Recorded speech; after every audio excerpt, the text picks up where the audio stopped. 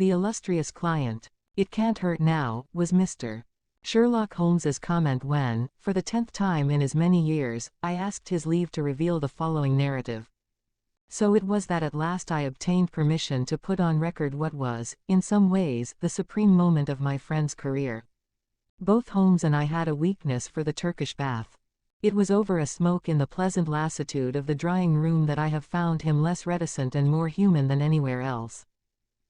On the upper floor of the Northumberland Avenue establishment there is an isolated corner where two couches lie side by side, and it was on these that we lay upon September 3, 1902, the day when my narrative begins.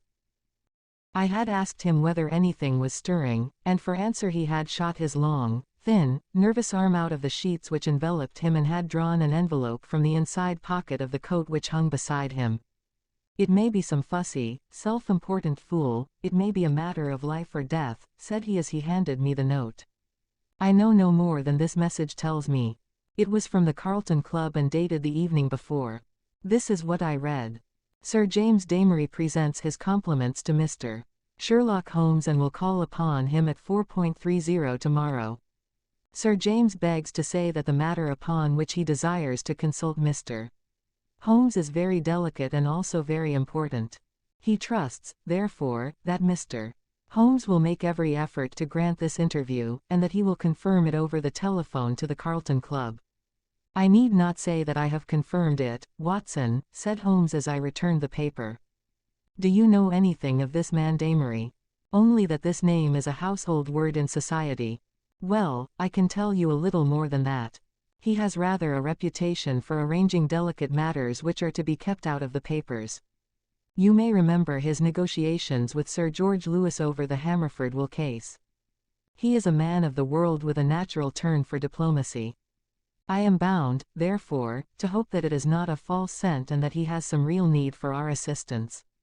Well, if you will be so good, Watson. I shall be honored. Then you have the hour, 4:30. Until then we can put the matter out of our heads. I was living in my own rooms in Queen Anne Street at the time, but I was round at Baker Street before the time named. Sharp to the half hour, Colonel Sir James Damery was announced.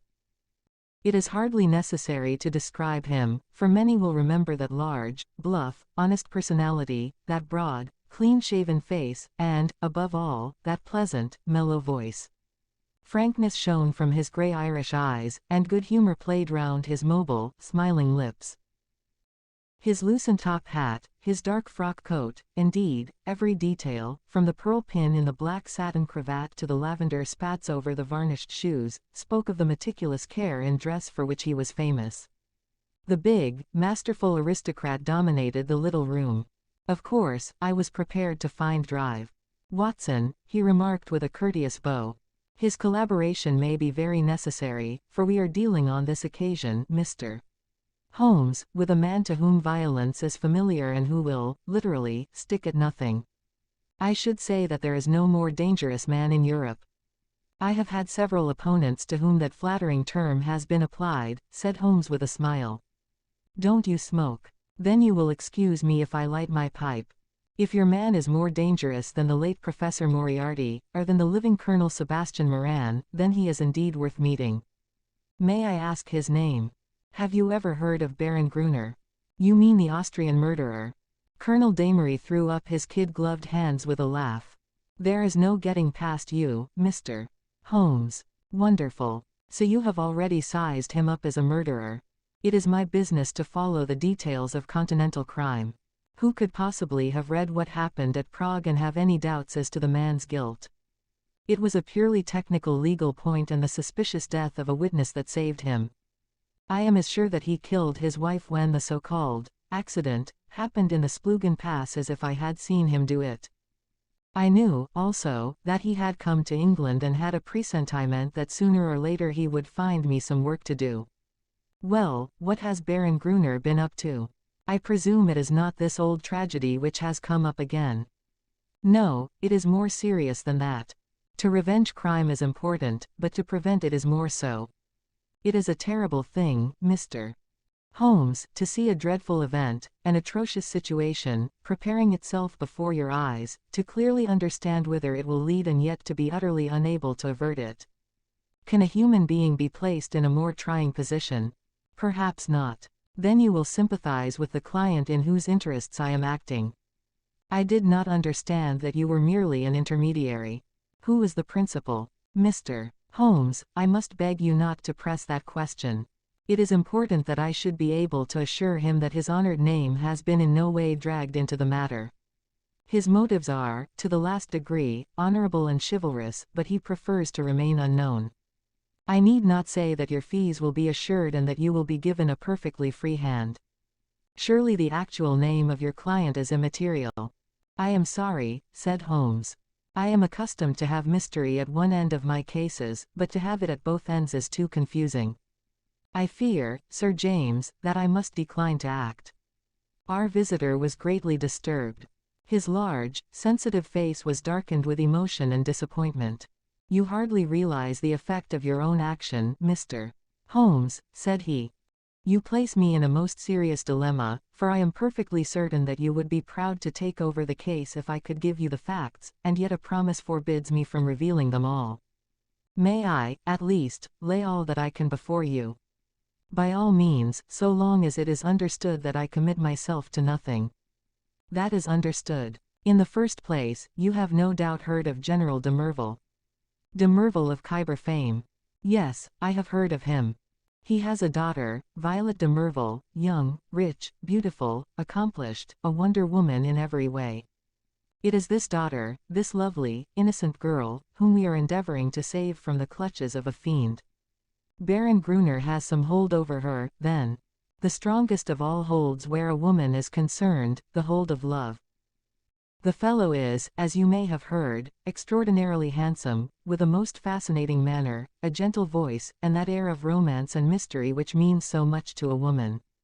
He is said to have the whole sex at his mercy and to have made ample use of the fact. But how came such a man to meet a lady of the standing of Miss Violet de Merville? It was on a Mediterranean yachting voyage. The company, though select, paid their own passages. No doubt the promoters hardly realized the Baron's true character until it was too late. The villain attached himself to the lady, and with such effect that he has completely and absolutely won her heart.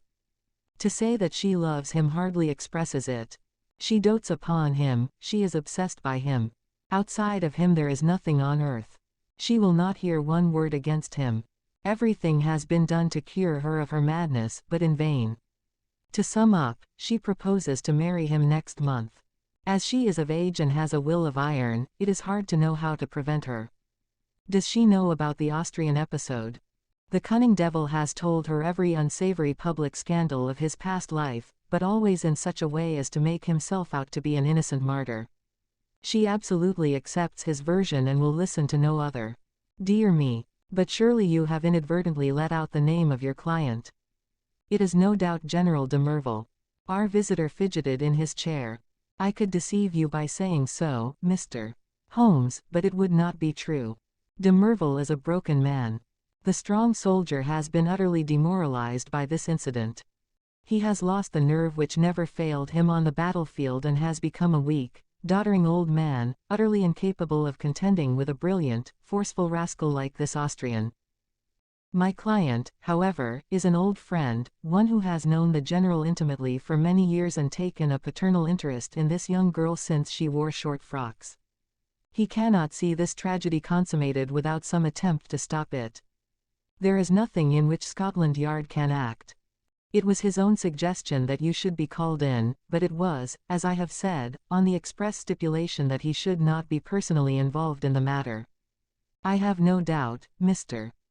Holmes, with your great powers you could easily trace my client back through me, but I must ask you, as a point of honor, to refrain from doing so, and not to break in upon his incognito.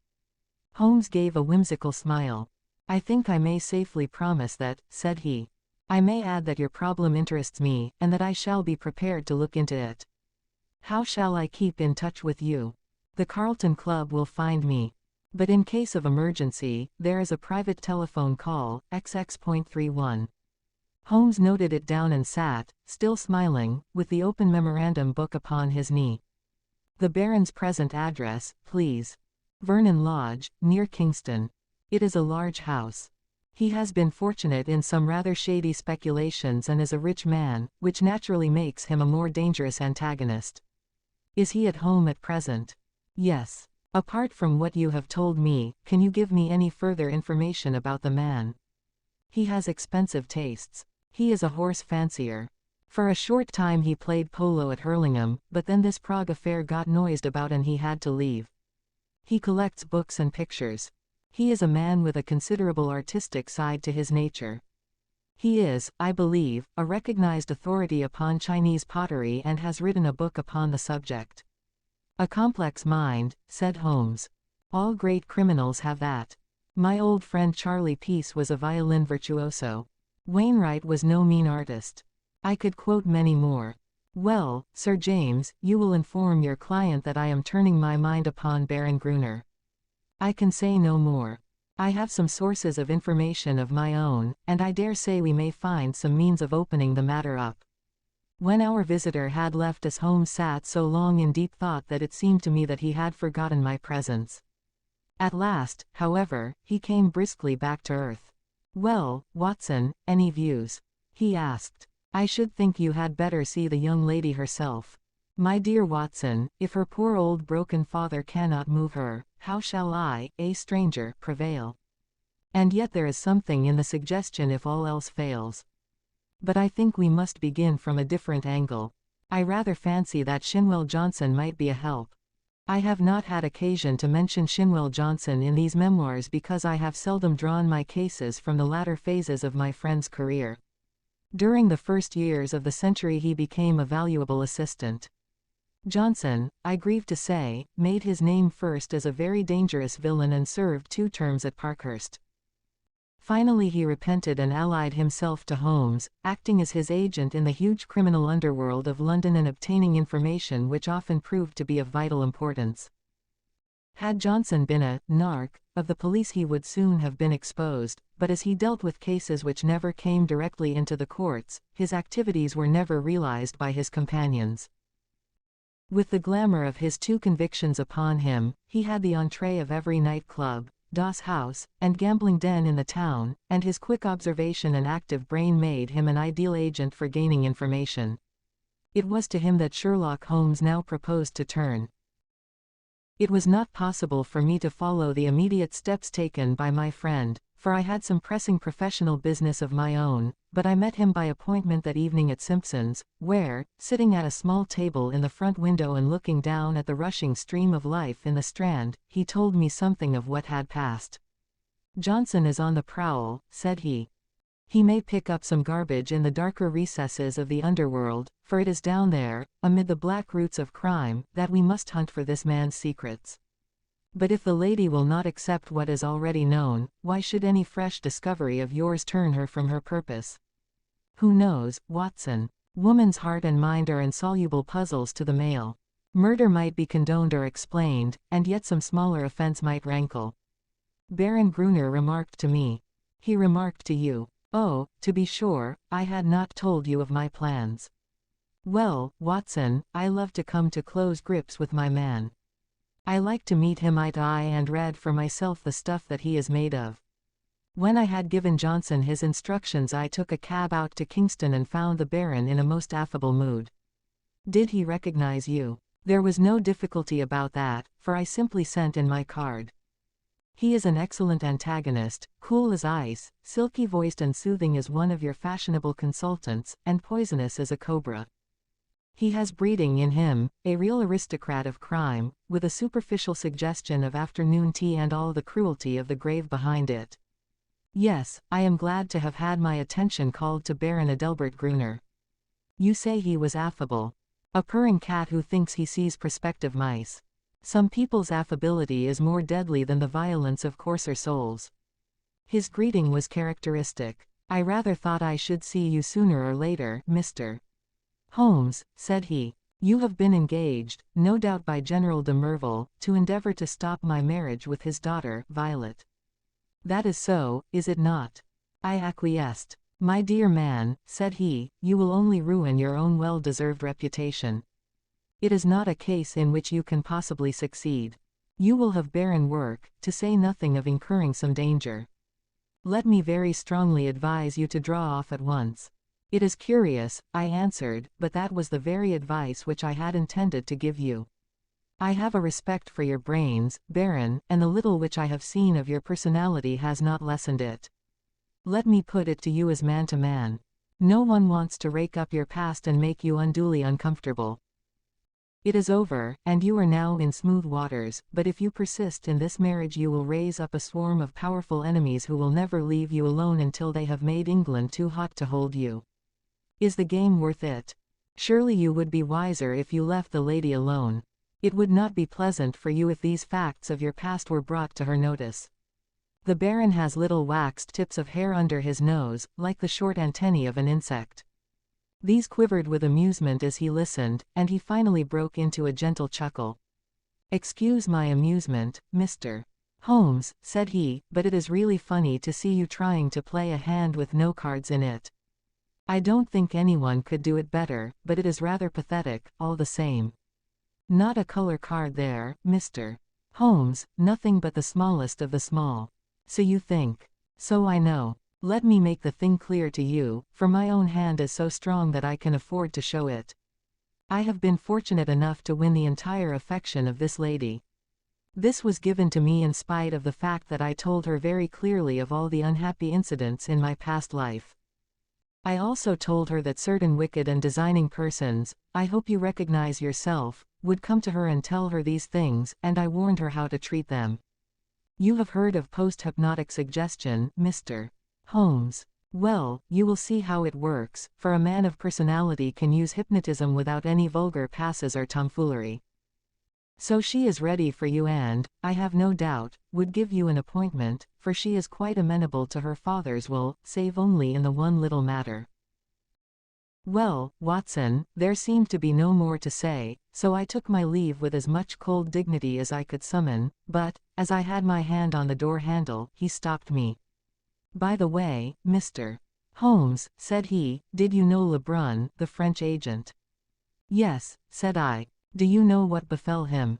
I heard that he was beaten by some Apaches in the Montmartre district and crippled for life.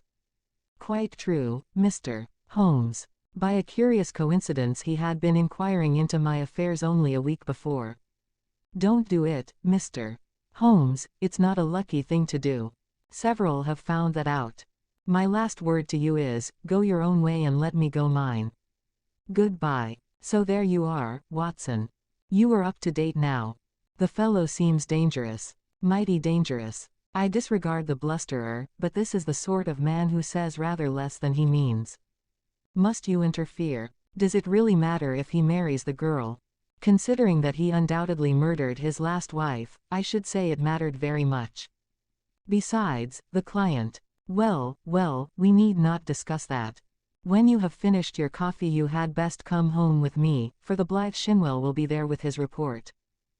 We found him sure enough, a huge, coarse, red-faced, scorbutic man, with a pair of vivid black eyes which were the only external sign of the very cunning mind within.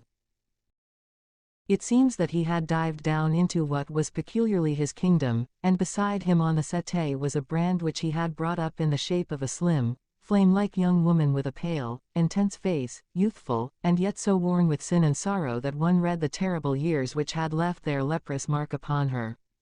This is Miss Kitty Winter, said Shinwell Johnson, waving his fat hand as an introduction. What she don't know, well, there, she'll speak for herself. Put my hand right on her, Mr. Holmes, within an hour of your message. I'm easy to find, said the young woman. Hell, London, gets me every time. Same address for Porky Shinwell. We're old mates, Porky, you and I. But, by cripes, there is another who ought to be down in a lower hell than we if there was any justice in the world. That is the man you are after, Mr. Holmes. Holmes smiled. I gather we have your good wishes, Miss Winter. If I can help to put him where he belongs, I'm yours to the rattle, said our visitor with fierce energy. There was an intensity of hatred in her white, set face and her blazing eyes such as woman seldom and man never can attain. You needn't go into my past, Mr. Holmes. That's neither here nor there. But what I am Adelbert Gruner made me. If I could pull him down. She clutched frantically with her hands into the air. Oh, if I could only pull him into the pit where he has pushed so many. You know how the matter stands. Porky Shinwell has been telling me. He's after some other poor fool and wants to marry her this time. You want to stop it. Well, you surely know enough about this devil to prevent any decent girl in her senses wanting to be in the same parish with him. She is not in her senses. She is madly in love. She has been told all about him. She cares nothing. Told about the murder. Yes, my lord, she must have a nerve. She puts them all down as slanders. Couldn't you lay proofs before her silly eyes? Well, can you help us do so? Ain't I a proof myself? If I stood before her and told her how he used me. Would you do this? Would I? Would I not? Well, it might be worth trying. But he has told her most of his sins and had pardon from her, and I understand she will not reopen the question. I'll lay he didn't tell her all, said Miss Winter. I caught a glimpse of 1 or 2 murders besides the one that made such a fuss. He would speak of someone in his velvet way and then look at me with a steady eye and say, he died within a month. It wasn't hot air, either. But I took little notice, you see, I loved him myself at that time. Whatever he did went with me, same as with this poor fool. There was just one thing that shook me. Yes, by cripes. If it had not been for his poisonous, lying tongue that explains and soothes, I'd have left him that very night. It's a book he has, a brown leather book with a lock, and his arms in gold on the outside. I think he was a bit drunk that night, or he would not have shown it to me. What was it, then? I tell you, Mr. Holmes, this man collects women, and takes a pride in his collection, as some men collect moths or butterflies. He had it all in that book. Snapshot photographs, names, details, everything about them. It was a beastly book, a book no man, even if he had come from the gutter, could have put together. But it was Adelbert Gruner's book all the same. Souls I have ruined. He could have put that on the outside if he had been so minded. However, that's neither here nor there, for the book would not serve you, and, if it would, you can't get it. Where is it? How can I tell you where it is now? It's more than a year since I left him. I know where he kept it then. He's a precise, tidy cat of a man in many of his ways, so maybe it is still in the pigeonhole of the old bureau in the inner study. Do you know his house? I've been in the study, said Holmes. Have you, though? You haven't been slow on the job if you only started this morning. Maybe dear Adelbert has met his match this time. The outer study is the one with the Chinese crockery in it, big glass cupboard between the windows. Then behind his desk is the door that leads to the inner study, a small room where he keeps papers and things. Is he not afraid of burglars? Adelbert is no coward. His worst enemy couldn't say that of him. He can look after himself. There's a burglar alarm at night. Besides, what is there for a burglar, unless they got away with all this fancy crockery? No good, said Shinwell Johnson with the decided voice of the expert. No fence wants stuff of that sort that you can neither melt nor sell. Quite so, said Holmes. Well, now, Miss Winter, if you would call here tomorrow evening at 5, I would consider in the meanwhile whether your suggestion of seeing this lady personally may not be arranged. I am exceedingly obliged to you for your cooperation. I need not say that my clients will consider liberally. None of that, Mr. Holmes, cried the young woman. I am not out for money. Let me see this man in the mud, and I've got all I've worked for, in the mud with my foot on his cursed face. That's my price. I'm with you tomorrow or any other day so long as you are on his track. Porky here can tell you always where to find me. I did not see Holmes again until the following evening when we dined once more at our Strand restaurant. He shrugged his shoulders when I asked him what luck he had had in his interview. Then he told the story, which I would repeat in this way. His hard, dry statement needs some little editing to soften it into the terms of real life. There was no difficulty at all about the appointment, said Holmes, for the girl glories in showing abject filial obedience in all secondary things in an attempt to atone for her flagrant breach of it in her engagement. The general, phoned that all was ready, and the fiery Miss W turned up according to schedule, so that at 5:30 a cab deposited us outside 104 Berkeley Square, where the old soldier resides, one of those awful grey London castles which would make a church seem frivolous. A footman showed us into a great yellow-curtained drawing-room, and there was the lady awaiting us, demure, pale, self-contained, as inflexible and remote as a snow image on a mountain. I don't quite know how to make her clear to you, Watson. Perhaps you may meet her before we are through, and you can use your own gift of words. She is beautiful, but with the ethereal other-world beauty of some fanatic whose thoughts are set on high. I have seen such faces in the pictures of the old masters of the Middle Ages. How a beast-man could have laid his vile paws upon such a being of the beyond I cannot imagine. You may have noticed how extremes call to each other, the spiritual to the animal, the cave-man to the angel. You never saw a worse case than this. She knew what we had come for. Of course, that villain had lost no time in poisoning her mind against us. Miss Winter's advent rather amazed her, I think, but she waved us into our respective chairs like a reverend abbess receiving two rather leprous mendicants. If your head is inclined to swell, my dear Watson, take a course of Miss Violet de Merville.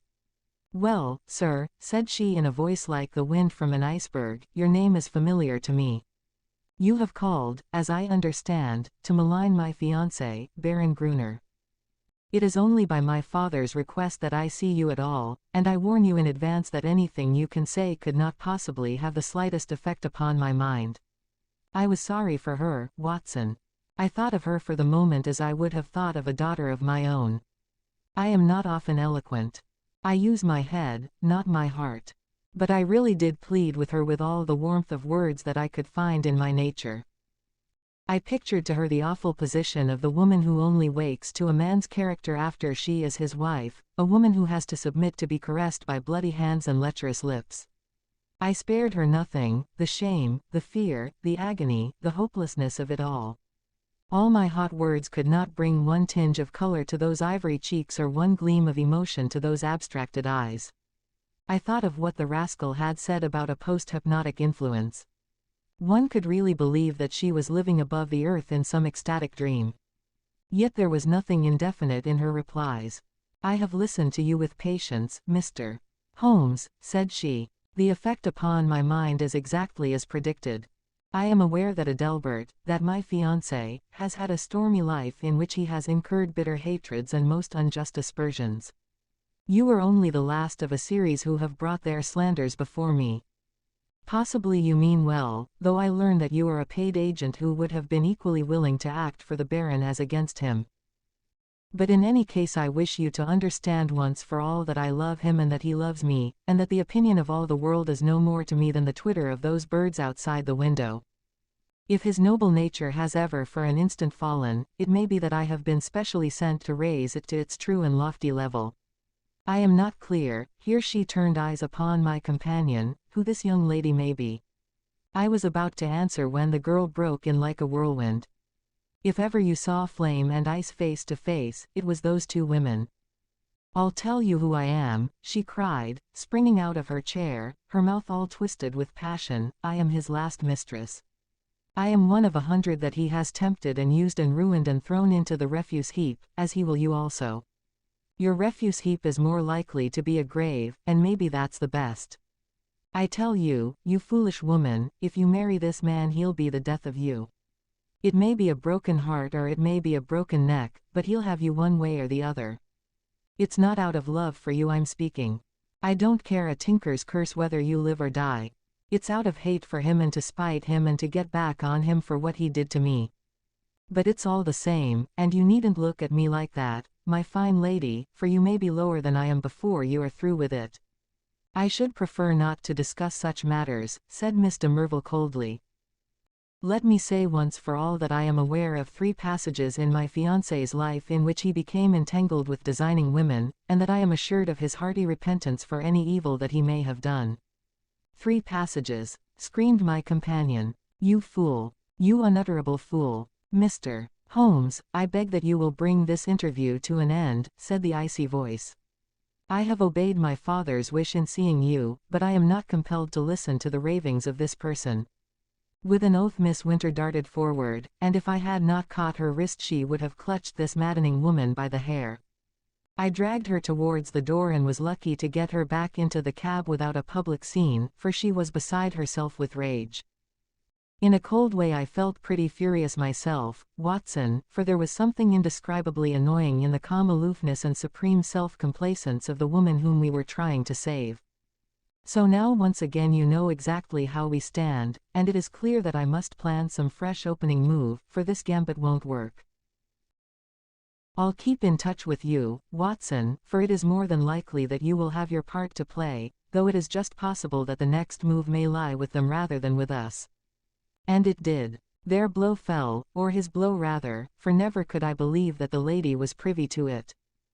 I think I could show you the very paving stone upon which I stood when my eyes fell upon the placard, and a pang of horror passed through my very soul. It was between the Grand Hotel and Charing Cross Station, where a one-legged news vendor displayed his evening papers. The date was just 2 days after the last conversation. There, black upon yellow, was the terrible news sheet. Murderous attack upon Sherlock Holmes. I think I stood stunned for some moments. Then I have a confused recollection of snatching at a paper, of the remonstrance of the man, whom I had not paid, and, finally, of standing in the doorway of a chemist's shop while I turned up the fateful paragraph. This was how it ran. We learn with regret that Mr. Sherlock Holmes, the well-known private detective, was the victim this morning of a murderous assault which has left him in a precarious position. There are no exact details to hand, but the event seems to have occurred about 12 o'clock in Regent Street, outside the Café Royal. The attack was made by 2 men armed with sticks, and Mr. Holmes was beaten about the head and body, receiving injuries which the doctors describe as most serious. He was carried to Charing Cross Hospital and afterwards insisted upon being taken to his rooms in Baker Street. The miscreants who attacked him appear to have been respectably dressed men, who escaped from the bystanders by passing through the Café Royal and out into Glasshouse Street behind it. No doubt they belong to that criminal fraternity which has so often had occasion to bewail the activity and ingenuity of the injured man.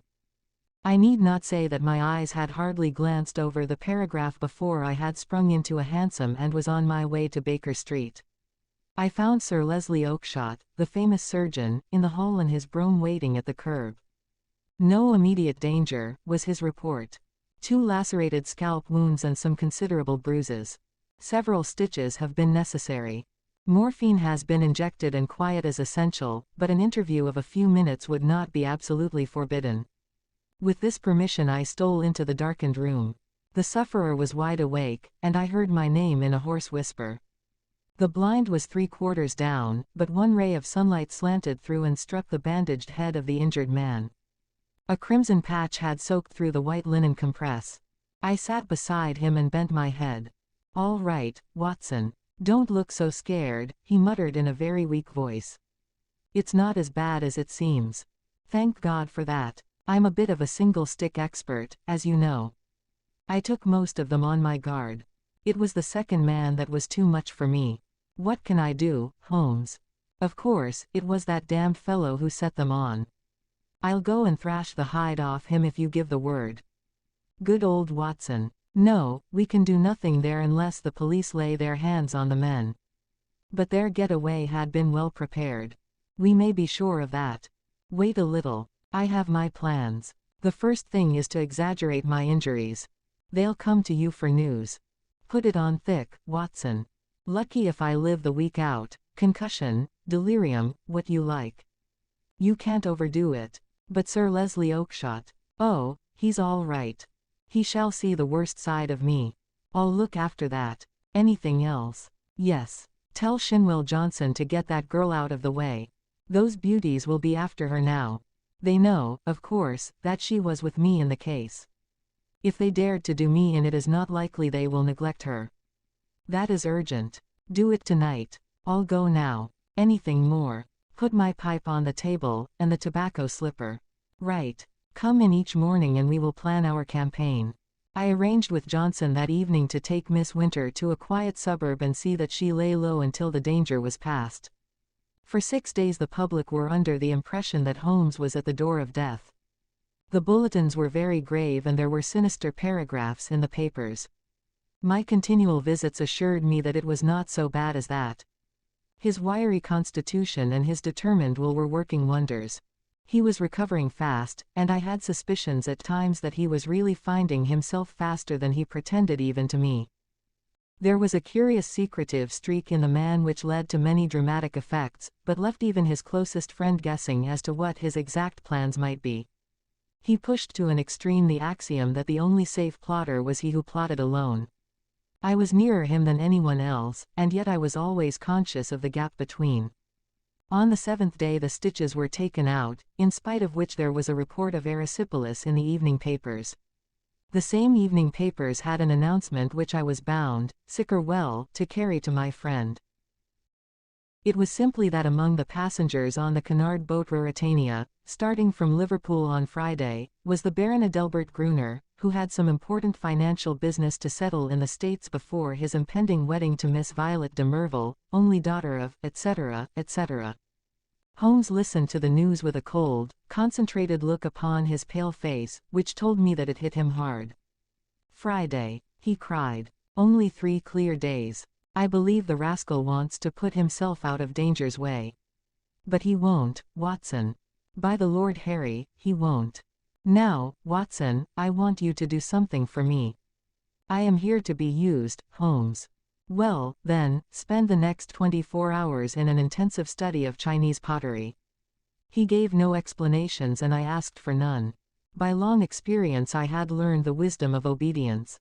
But when I had left his room I walked down Baker Street, revolving in my head how on earth I was to carry out so strange an order.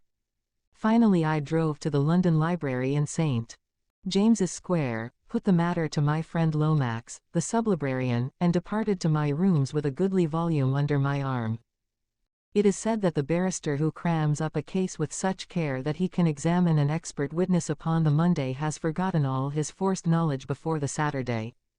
Certainly I should not like now to pose as an authority upon ceramics. And yet all that evening, and all that night with a short interval for rest, and all next morning, I was sucking in knowledge and committing names to memory. There I learned of the hallmarks of the great artist-decorators, of the mystery of cyclical dates, the marks of the Hung Wu and the beauties of the Yung Lo, the writings of Tang Ying, and the glories of the primitive period of the Sung and the Yuan. I was charged with all this information when I called upon Holmes next evening. He was out of bed now, though you would not have guessed it from the published reports, and he sat with his much bandaged head resting upon his hand in the depth of his favorite armchair. "Why, Holmes," I said, "if one believed the papers, you are dying." "That," said he, "is the very impression which I intended to convey." "And now, Watson, have you learned your lessons?" "At least I have tried to." "Good. You could keep up an intelligent conversation on the subject." "I believe I could." "Then hand me that little box from the mantelpiece." He opened the lid and took out a small object most carefully wrapped in some fine Eastern silk. This he unfolded, and disclosed a delicate little saucer of the most beautiful deep blue color. "It needs careful handling, Watson. This is the real egg-shell pottery of the Ming dynasty. No finer piece ever passed through Christie's. A complete set of this would be worth a king's ransom. In fact, it is doubtful if there is a complete set outside the imperial palace of Peking. The sight of this would drive a real connoisseur wild. What am I to do with it?" Holmes handed me a card upon which was printed, "Drive. Hill Barton, 369 Half Moon Street. That is your name for the evening, Watson. You will call upon Baron Gruner. I know something of his habits, and at 8:30 he would probably be disengaged. A note will tell him in advance that you are about to call, and you will say that you are bringing him a specimen of an absolutely unique set of Ming china. You may as well be a medical man, since that is a part which you can play without duplicity. You are a collector, this set has come your way, you have heard of the Baron's interest in the subject, and you are not averse to selling at a price." "What price?" "Well asked, Watson. You would certainly fall down badly if you did not know the value of your own wares. This saucer was got for me by Sir James, and comes, I understand, from the collection of his client. You will not exaggerate if you say that it could hardly be matched in the world." I could perhaps suggest that the set should be valued by an expert. Excellent, Watson. You scintillate today. Suggest Christie or Sotheby. Your delicacy prevents your putting a price for yourself. But if he won't see me. Oh, yes, he will see you. He has the collection mania in its most acute form, and especially on this subject, on which he is an acknowledged authority. Sit down, Watson, and I will dictate the letter. No answer needed. You will merely say that you are coming, and why.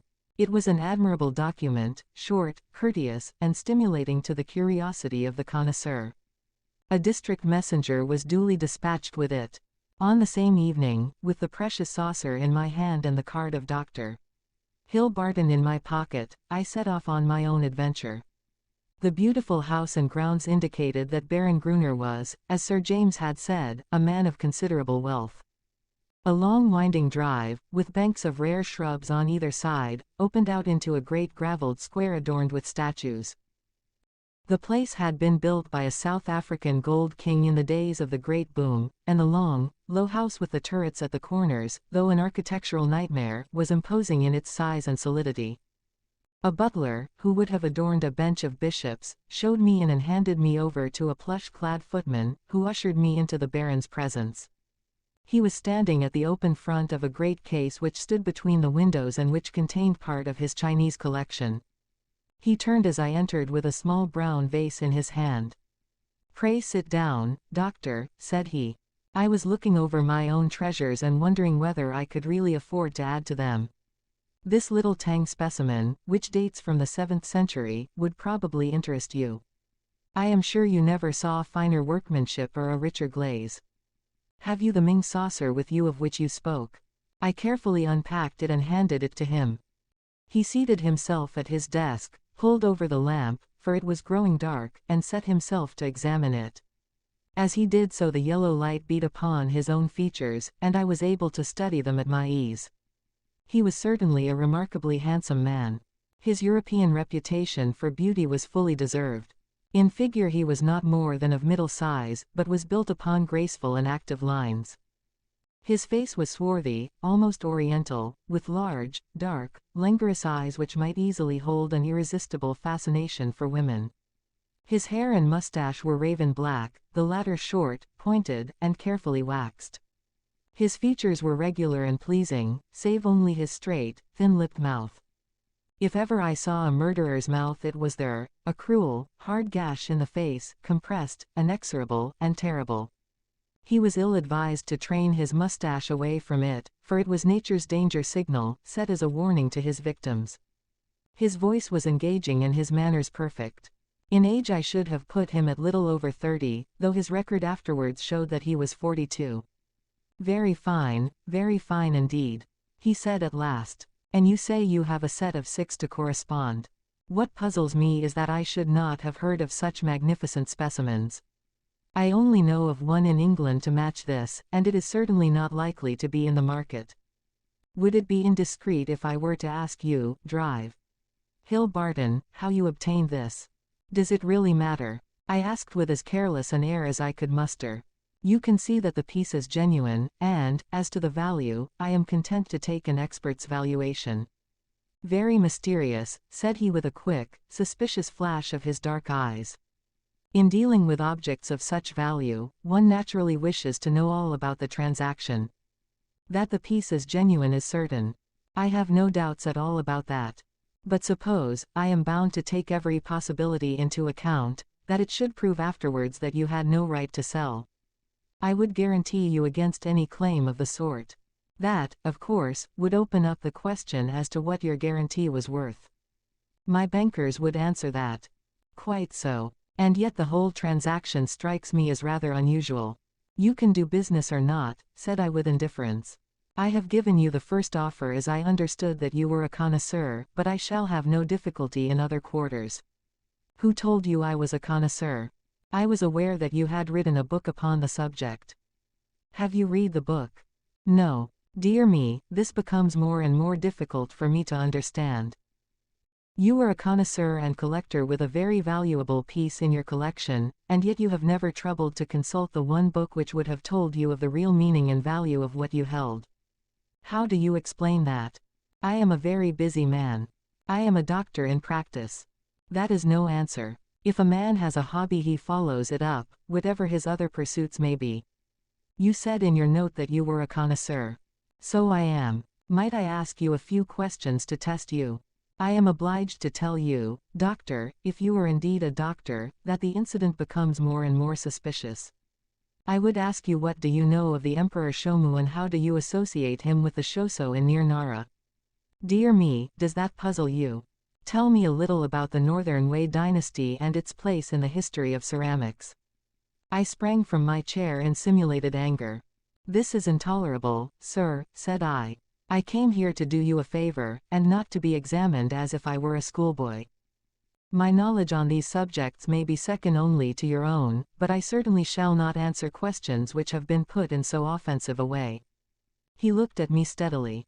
The languor had gone from his eyes. They suddenly glared. There was a gleam of teeth from between those cruel lips. What is the game? You are here as a spy. You are an emissary of Holmes. This is a trick that you are playing upon me. The fellow is dying, I hear, so he sends his tools to keep watch upon me. You've made your way in here without leave, and, by God, you may find it harder to get out than to get in. He had sprung to his feet, and I stepped back, bracing myself for an attack, for the man was beside himself with rage. He may have suspected me from the first, certainly this cross-examination had shown him the truth, but it was clear that I could not hope to deceive him. He dived his hand into a side drawer and rummaged furiously. Then something struck upon his ear, for he stood listening intently. "Ah!" he cried. "Ah!" and dashed into the room behind him. 2 steps took me to the open door, and my mind will ever carry a clear picture of the scene within. The window leading out to the garden was wide open. Beside it, looking like some terrible ghost, his head girt with bloody bandages, his face drawn and white, stood Sherlock Holmes. The next instant he was through the gap, and I heard the crash of his body among the laurel bushes outside. With a howl of rage the master of the house rushed after him to the open window. And then, it was done in an instant, and yet I clearly saw it. An arm, a woman's arm, shot out from among the leaves. At the same instant the Baron uttered a horrible cry, a yell which will always ring in my memory. He clapped his 2 hands to his face and rushed round the room, beating his head horribly against the walls. Then he fell upon the carpet, rolling and writhing, while scream after scream resounded through the house. "Water! For God's sake, water!" was his cry. I seized a carafe from a side table and rushed to his aid. At the same moment the butler and several footmen ran in from the hall. I remember that one of them fainted as I knelt by the injured man and turned that awful face to the light of the lamp. The vitriol was eating into it everywhere and dripping from the ears and the chin. One eye was already white and glazed. The other was red and inflamed. The features which I had admired a few minutes before were now like some beautiful painting over which the artist has passed a wet and foul sponge. They were blurred, discolored, inhuman, terrible. In a few words I explained exactly what had occurred, so far as the vitriol attack was concerned. Some had climbed through the window and others had rushed out on to the lawn, but it was dark and it had begun to rain. Between his screams the victim raged and raved against the avenger. It was that hell cat, Kitty Winter. He cried. "Oh, the she-devil! She shall pay for it! She shall pay! Oh, God in heaven, this pain is more than I can bear." I bathed his face in oil, put cotton wadding on the raw surfaces, and administered a hypodermic of morphia. All suspicion of me had passed from his mind in the presence of this shock, and he clung to my hands as if I might have the power even yet to clear those dead fish eyes which gazed up at me. I could have wept over the ruin had I not remembered very clearly the vile life which had led up to so hideous a change. It was loathsome to feel the pawing of his burning hands, and I was relieved when his family surgeon, closely followed by a specialist, came to relieve me of my charge. An inspector of police had also arrived, and to him I handed my real card. It would have been useless as well as foolish to do otherwise, for I was nearly as well known by sight at the Yard as Holmes himself. Then I left that house of gloom and terror. Within an hour I was at Baker Street. Holmes was seated in his familiar chair, looking very pale and exhausted. Apart from his injuries, even his iron nerves had been shocked by the events of the evening, and he listened with horror to my account of the Baron's transformation. "The wages of sin, Watson, the wages of sin," said he. "Sooner or later it will always come. God knows, there was sin enough," he added, taking up a brown volume from the table. "Here is the book the woman talked of. If this will not break off the marriage, nothing ever could. But it will, Watson. It must. No self-respecting woman could stand it. It is his love diary. Or his lust diary. Call it what you will. The moment the woman told us of it, I realized what a tremendous weapon was there if we could but lay our hands on it. I said nothing at the time to indicate my thoughts, for this woman might have given it away. But I brooded over it. Then this assault upon me gave me the chance of letting the Baron think that no precautions need be taken against me. That was all to the good. I would have waited a little longer, but his visit to America forced my hand. He would never have left so compromising a document behind him. Therefore we had to act at once. Burglary at night is impossible. He takes precautions. But there was a chance in the evening if I could only be sure that his attention was engaged. That was where you and your blue saucer came in. But I had to be sure of the position of the book, and I knew I had only a few minutes in which to act, for my time was limited by your knowledge of Chinese pottery. Therefore I gathered the girl up at the last moment. How could I guess what the little packet was that she carried so carefully under her cloak? I thought she had come altogether on my business, but it seems she had some of her own. He guessed I came from you. I feared he would. But you held him in play just long enough for me to get the book, though not long enough for an unobserved escape. Ah, Sir James, I am very glad you have come." Our courtly friend had appeared in answer to a previous summons. He listened with the deepest attention to Holmes's account of what had occurred. "You have done wonders, wonders," he cried when he had heard the narrative. "But if these injuries are as terrible as Dr. Watson describes, then surely our purpose of thwarting the marriage is sufficiently gained without the use of this horrible book." Holmes shook his head. "Women of the de Merville type do not act like that. She would love him the more as a disfigured martyr. No, no. It is his moral side, not his physical, which we have to destroy. That book will bring her back to earth, and I know nothing else that could. It is in his own writing. She cannot get past it." Sir James carried away both it and the precious saucer. As I was myself overdue, I went down with him into the street. A brougham was waiting for him. He sprang in, gave a hurried order to the cockaded coachman, and drove swiftly away. He flung his overcoat half out of the window to cover the armorial bearings upon the panel, but I had seen them in the glare of our fanlight nonetheless. I gasped with surprise. Then I turned back and ascended the stair to Holmes's room. "I have found out who our client is," I cried, bursting with my great news. "Why, Holmes, it is a loyal friend and a chivalrous gentleman," said Holmes, holding up a restraining hand. "Let that now and forever be enough for us. I do not know how the incriminating book was used. Sir James may have managed it. Or it is more probable that so delicate a task was entrusted to the young lady's father. The effect, at any rate, was all that could be desired." 3 days later appeared a paragraph in the Morning Post to say that the marriage between Baron Adelbert Gruner and Miss Violet de Merville would not take place. The same paper had the first police court hearing of the proceedings against Miss Kitty Winter on the grave charge of vitriol throwing. Such extenuating circumstances came out in the trial that the sentence, as will be remembered, was the lowest that was possible for such an offense. Sherlock Holmes was threatened with a prosecution for burglary, but when an object is good and a client is sufficiently illustrious, even the rigid British law becomes human and elastic. My friend has not yet stood in the dock.